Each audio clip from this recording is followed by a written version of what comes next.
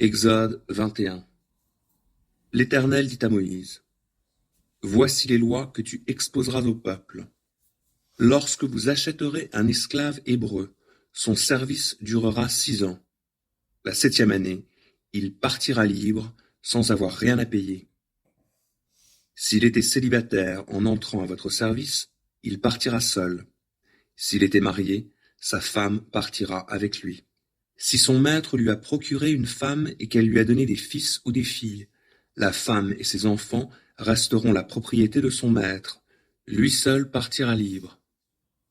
Mais si le serviteur déclare: J'aime mon maître, ma femme et mes enfants, je renonce à partir libre, alors le maître prendra Dieu à témoin et fera approcher l'homme du battant de la porte ou de son montant et lui percera l'oreille avec un poinçon, et cet homme sera son esclave pour toujours.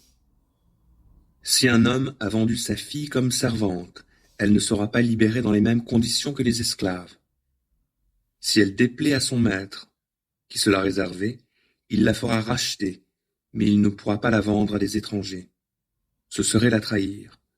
S'il l'a destinée à son fils, il la traitera selon le droit qui s'applique à des filles. Si, après l'avoir épousée, il prend une autre femme, il ne retranchera rien à la nourriture et à l'habillement de la première, ni à son devoir conjugal envers elle. S'il lui refuse l'une de ces 3 choses, elle pourra partir libre, sans paiement. Celui qui frappera un homme et causera sa mort sera puni de mort. Cependant, s'il n'avait pas l'intention de donner la mort, mais que Dieu a fait tomber l'homme entre ses mains, je te désignerai un endroit où il pourra se réfugier. Par contre, si quelqu'un agit avec préméditation et qu'il assassine son prochain par ruse, vous irez jusqu'à l'arracher à mon autel pour le faire mourir. Celui qui frappe son père ou sa mère sera puni de mort. Celui qui commet un rapt sera également mis à mort, qu'il ait vendu sa victime comme esclave ou qu'on la trouve encore entre ses mains. Celui qui maudit son père ou sa mère sera puni de mort.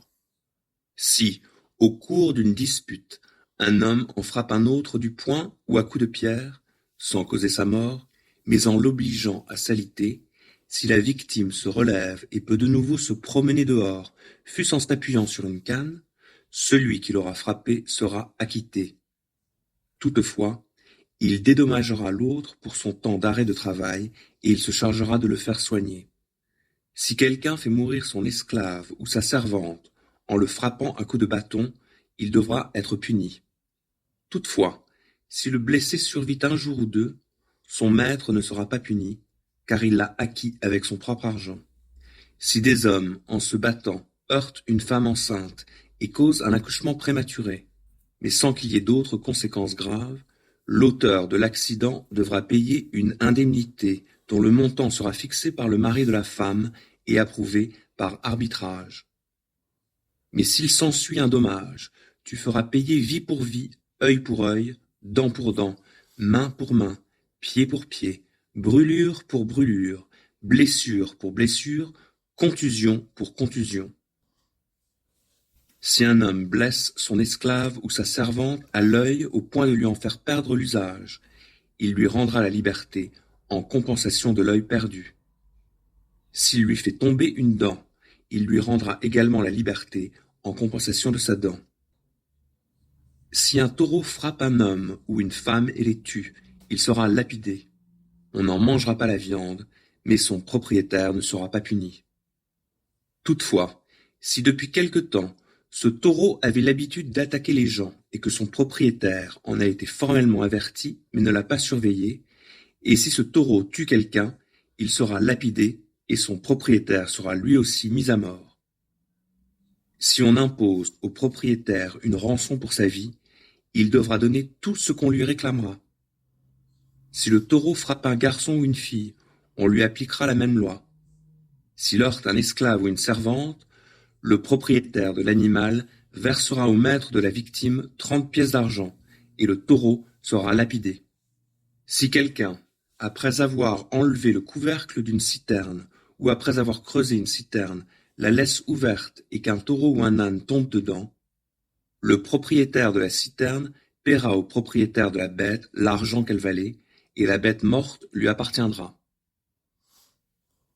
Si le taureau de quelqu'un blesse mortellement celui d'un autre, le taureau vivant sera vendu et les deux propriétaires se partageront l'argent et l'animal mort. Mais si l'on savait que le taureau qui en a tué un autre avait l'habitude de donner des coups de corne, et si son maître ne l'a pas surveillé, celui-ci devra remplacer le taureau qui a été tué, et l'animal mort lui appartiendra. Si quelqu'un vole un bovin ou un mouton et qu'il l'abatte ou le vende, il devra donner 5 bovins pour le bovin volé, ou 4 moutons pour le mouton volé.